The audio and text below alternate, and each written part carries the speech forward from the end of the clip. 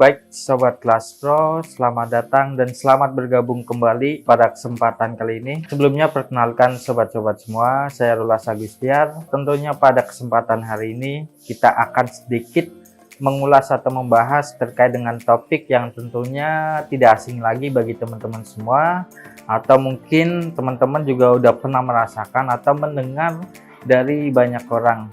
Apa sih topiknya?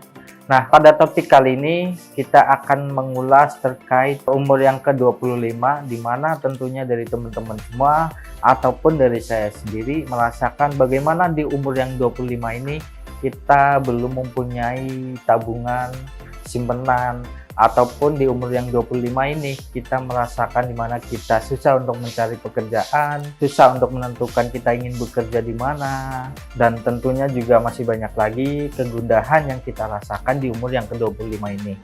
Dan apakah kegelisahan yang kita rasakan ini di umur 25 bisa dianggap wajar di era yang sekarang, di mana tentunya juga teman-teman semua sudah melihat ataupun mendengar isu-isu yang kemarin yang sempat ramai di sosial media, di mana kita akan memasuki masa-masa resesi yang disampaikan oleh banyak influencer sosial media ataupun influencer dari keuangan yang mengatakan jika dunia ini akan memasuki resesi yang cukup berat. Belum lagi Jokowi presiden kita juga telah menyebutkan kalau tahun depan kita akan memasuki masa gelap ya. Nah, tentunya bayang-bayang resesi, bayang-bayang masalah terkait kegelapan dunia ataupun terkait apa, tentunya itu menambah beban bagi kita yang berumur 25 tahun yang masih merasakan banyak kekurangan pada diri kita sendiri, terutama untuk menghadapi hari esok atau masa depan ya. Nah, sebelum kita membahas lebih terkait usia kita yang umur 25 tahun tapi belum bisa apa-apa, silahkan teman-teman bisa menonton video yang saya tampilkan atau yang tim Kelas Pro tampilkan terlebih dahulu ya. Silahkan.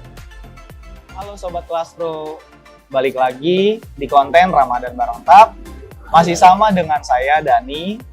Nah, di sini saya akan berbicara seputar keuangan.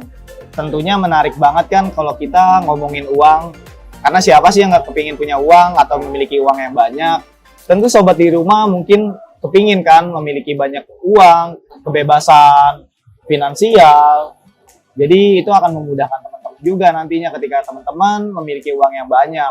Tapi ketika teman-teman sudah memiliki uang yang banyak, jangan lupa untuk mengelolanya dengan baik agar keuangan tersebut dapat di-manage dan diatur layaknya teman-teman menginginkan sebuah kebutuhan ataupun keinginan. Nah, saya sering kali mendengar celotehan teman-teman saya, dengan gaji 3 juta kira-kira dapat apa ya?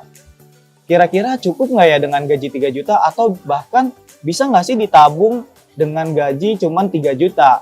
Tentunya sangat bisa, asalkan sobat semua bisa mengelola keuangan itu dengan baik. Nah, bagi kalian, mungkin sobat kelas pro di rumah yang masih muda, pasti kalian ingin memiliki tabungan kan? Nah, ketika kalian ingin memiliki financial freedom atau kebebasan dalam keuangan, teman-teman di rumah harus memiliki mindset terkait keuangan itu sendiri terlebih dahulu, agar keuangan yang teman-teman miliki dapat teman-teman kelola dengan baik. Nah, di era sekarang, dengan gaji 3 juta itu sangat bisa, asalkan teman-teman bisa membedakan antara kebutuhan dan juga keinginan. Kadang teman-teman lebih mengutamakan keinginan. Ketika teman-teman memiliki gaji atau bahkan gaji baru turun, pasti teman-teman lebih memilih untuk gaya hidup, beli pakaian, beli handphone baru mungkin, ataupun beli laptop. Padahal dari keuangan tersebut bisa kita alokasikan untuk menabung ataupun berinvestasi yang nantinya secara jangka panjang teman-teman memiliki keuangan dan kesiapan keuangan dengan baik kayak gitu. Nah, sekarang saya ingin mengajak teman-teman untuk berbagi tips nih yang sudah saya jalankan di dalam kehidupan saya untuk mengelola keuangan saya sendiri. Nah, teman-teman bisa menyimak dengan baik ya. Salah satu tipsnya ini yang pertama, teman-teman tidak harus pintar dalam mengelola keuangan. Teman-teman cukup bisa membedakan seperti yang tadi sudah saya katakan antara keinginan dan juga kebutuhan. Dengan teman-teman membagi keinginan dan kebutuhan, itu akan bisa dikelola dengan baik. Contohnya, teman-teman memiliki gaji 3 juta. Bolehlah teman-teman memiliki keinginan sebesar 10% saja dari gaji teman-teman. Nah, Sisanya itu bisa teman-teman alokasikan untuk kebutuhan sehari-hari dan juga menabung. Teman-teman harus belajar mengetahui rasa cukup.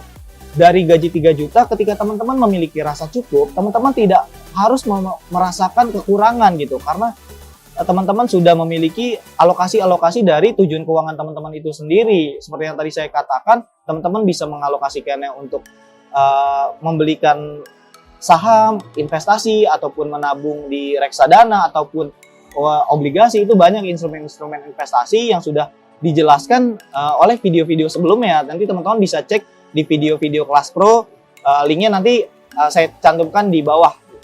Gitu. Nah, lalu berikutnya teman-teman yang ketiga itu harus memiliki mental yang kuat. Nah, mental di sini teman-teman harus belajar menahan diri ketika teman-teman memiliki rasa keinginan, tapi itu belum dibutuhkan banget, teman-teman tuh bisa mengerem. Jadi teman-teman tuh bisa menahan untuk membeli sesuatu yang tidak terlalu penting sebenarnya. Contohnya seperti sekarang perkembangan tren ini sangat cepat ya, apalagi elektronik, handphone itu setiap tahun mungkin berganti gitu kan. Tapi kalau teman-teman mengikuti tren itu, teman-teman pasti selalu merasakan kekurangan dari gaji yang teman-teman peroleh. Nah, jadi saran dari saya, mungkin kalau teman-teman memiliki handphone, itu idealnya bertahan 1-3 tahun mungkin. Karena dengan perkembangan teknologi itu mungkin tidak terlalu signifikan. Karena mungkin yang secara bedanya hanya dari segi fitur, tapi kan dari koneksi internet dan juga jaringan tuh masih aman-aman aja, masih oke untuk digunakan gitu. Jadi teman-teman tuh bisa membatasi untuk mengganti handphone di setiap tahunnya. Mending uangnya itu teman-teman alokasikan untuk menabung, karena kan nanti di jangka panjangnya teman-teman yang merasakannya juga. Karena kan keuangan itu sebenarnya tidak rugi ketika teman-teman itu mengalokasikan untuk menabung. Bukan berarti uang teman-teman tuh hilang, tapi teman-teman sisihkan untuk diri teman-teman itu di masa depan, agar masa depan teman-teman bisa lebih baik kayak gitu. Nah, berikutnya saya juga punya beberapa tips lagi nih yang teman-teman bisa terapkan. Salah satunya yang saya lakukan di dalam diri saya tuh membagi dalam rumus 10, 20, 30, dan 40. 10% saya habiskan untuk gaya hidup dan juga keinginan saya. Lalu 20% saya alokasikan untuk menabung ataupun investasi di saham. Karena kan kebetulan saya sudah ada beberapa instrumen investasi saham, jadi saya alokasikan untuk membeli saham. Lalu untuk 30%-nya lagi, saya alokasikan untuk membayar cicilan. Jadi karena kan saya ada beberapa cicilan, jadi 30%-nya itu saya untuk membayar tagihan cicilan di setiap bulannya. Dan yang porsi 40%-nya itu saya habiskan untuk kebutuhan sehari-hari seperti makan, transport, dan juga biaya-biaya internet dan yang lainnya. Itu saya habiskan. Nah, untuk yang berikutnya, memiliki tujuan keuangan yang jelas. Dengan teman-teman memiliki tujuan keuangan yang jelas, jadi teman-teman tuh lebih semangat. Misalnya teman-teman kepingin 3 tahun lagi atau 5 tahun lagi beli rumah, jadi teman-teman akan lebih semangat untuk menabungnya. Jadi kan ada yang ingin teman-teman raih. Jadi mulai dari sekarang, coba teman-teman itu tentukan dari tujuan keuangan teman-teman sendiri itu untuk apa. Dan yang ketiga, seperti yang tadi saya sudah katakan, karena mungkin teman-teman juga sudah memiliki tanggungan ataupun cicilan, nah itu teman-teman harus konsisten dalam membayarkan tagihan tiap bulannya. Karena kalau kita telat ataupun tidak sampai terbayarkan, itu akan berdampak pada keuangan teman-teman itu sendiri. Lalu ini yang paling sangat penting dalam financial planning ataupun perencanaan keuangan. Konsisten dalam menjalankan tujuan keuangan teman-teman itu sendiri. Ketika teman-teman sudah rutin menabung, misalnya sebulan itu 100.000, ya udah teman-teman sisihkan sebulan itu 100.000, tidak boleh dikurangkan. Dilebihkan boleh, tapi dikurangkan jangan. Tujuannya apa? Agar ketercapaian teman-teman itu tidak meleset. Ketika teman-teman ingin memiliki rumah 3 atau 5 tahun ke depan, itu dapat terbeli ketika teman-teman mampu melaksanakannya secara konsisten. Nah, sangat menarik kan teman-teman dengan tips-tips yang tadi. Semoga teman-teman ini dapat mengelola keuangannya dengan baik, dan saya harapkan juga teman-teman dengan gaji 3 juta itu dapat dimanage dengan baik, supaya teman-teman itu tidak merasa kekurangan terus di setiap bulannya, atau bahkan dengan gaji 3 bulan itu selalu kekurangan yang mungkin aja bisa mengambil uang dari tabungan. Nah, kalau teman-teman ambil uang dari tabungan terus, itu akan yang berdampak diri teman-teman sendiri. Mau sampai kapan teman-teman ambil uang dari tabungan terus, yang dimana nanti uang tabungan teman-teman itu bisa habis. Jadi kalau bisa, ketika teman-teman memiliki penghasilan ataupun gaji, dari gaji itu bisa mencukupkan kehidupan teman-teman untuk 1 bulan ke depan minimal kayak gitu. Nah, cukup sampai di sini dulu mungkin teman-teman videonya. Nantikan konten-konten menarik di video-video berikutnya. Sampai jumpa. Baik sobat-sobat semua atau teman-teman Classro.id, maka dari itu pada kesempatan ini kita akan membahas lebih terkait resesi yang terjadi di era sekarang ini, terutama di usia kita, mungkin di usia dari teman-teman beranjak ke 25 tahun, dimana di usia 25 tahun ini kadang banyak mungkin tentu dari teman-teman sendiri itu merasakan kita belum bisa ngapa-ngapain, kita belum bisa menyimpan uang atau aset buat masa depan, ataupun kita susah untuk menentukan kita ingin berkarir di mana dan kemana, seperti itu ya teman-teman. Dan tentunya hal yang perlu teman-teman perhatikan untuk menghadapi era yang seperti ini, mungkin teman-teman bisa menentukan atau bisa membedakan antara passion dengan pekerjaan. Misal teman-teman ingin menjadi jurnalistik, tetapi passion teman-teman itu bukan di jurnalistik. Nah, di situ teman-teman perlu berpikir, perlu menyadari mana hal yang lebih penting, mana yang perlu teman-teman pilih.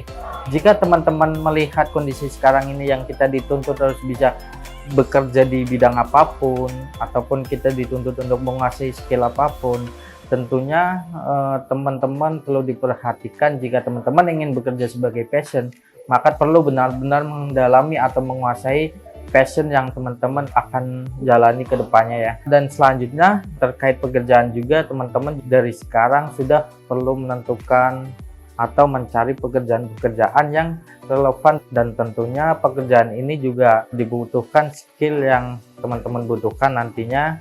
Dan skill apa saja, mungkin teman-teman bisa melakukan riset itu juga bisa teman-teman lakukan melalui sosial media ataupun melalui internet.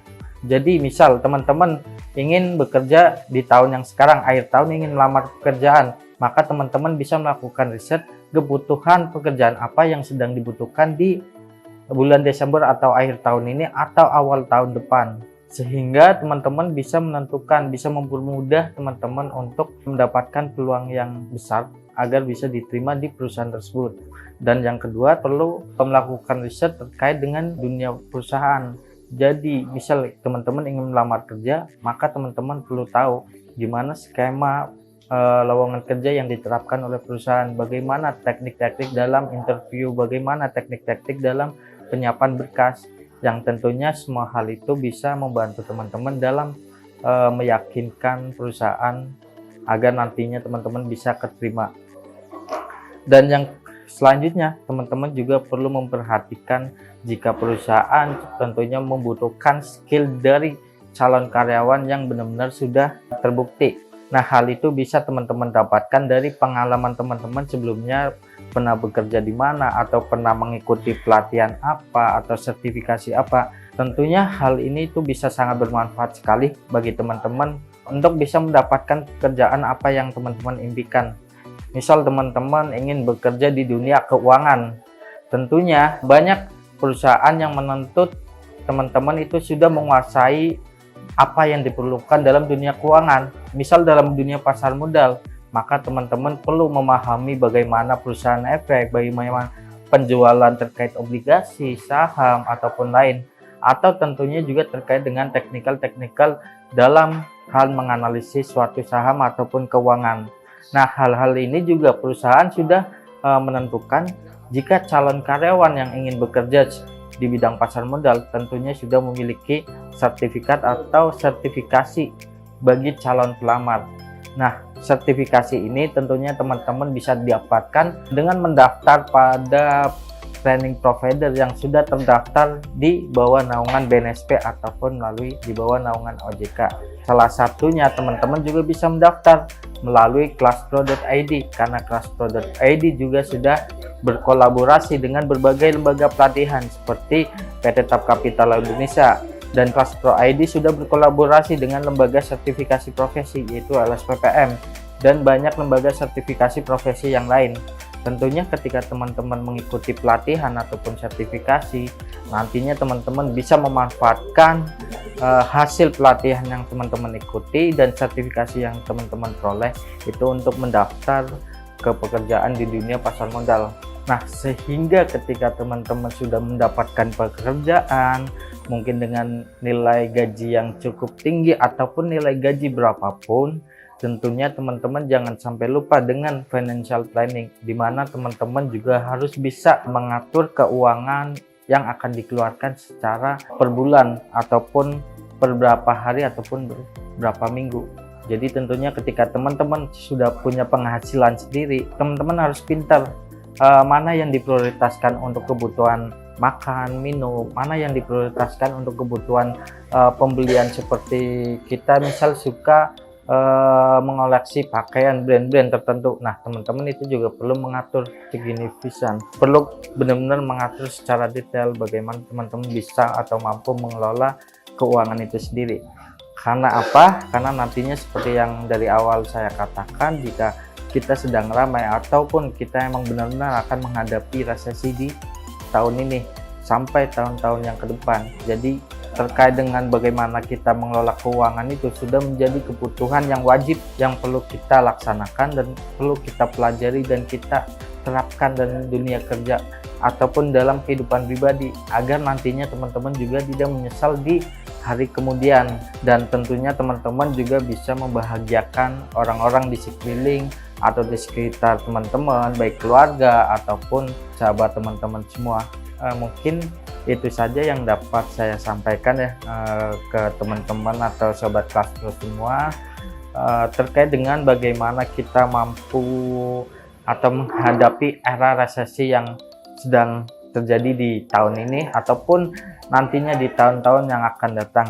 Dan tentunya satu poin yang perlu teman-teman ingat, yaitu bagaimana teman-teman mampu atau dapat mengelola keuangan untuk kedepannya secara baik, secara teratur, dan teman-teman juga dapat menentukan bagaimana teman-teman ingin bekerja di mana, bekerja di bidang seperti apa. Nah, dari sekarang diharapkan udah menentukan hal itu, karena kondisi di lapangan pun emang benar-benar menuntut seperti itu teman-teman semua. Jadi semoga teman-teman atau sobat Kelas Pro kedepannya bisa sukses dan bisa mendapatkan apa impian yang teman-teman inginkan dan bagaimana keinginan teman-teman dalam mengelola keuangan. Ya, itu saja. Semoga sukses selalu dan semoga bisa dapat capaian apa yang teman-teman inginkan. Selanjutnya kita bakal ketemu lagi pada pembahasan RBT selanjutnya.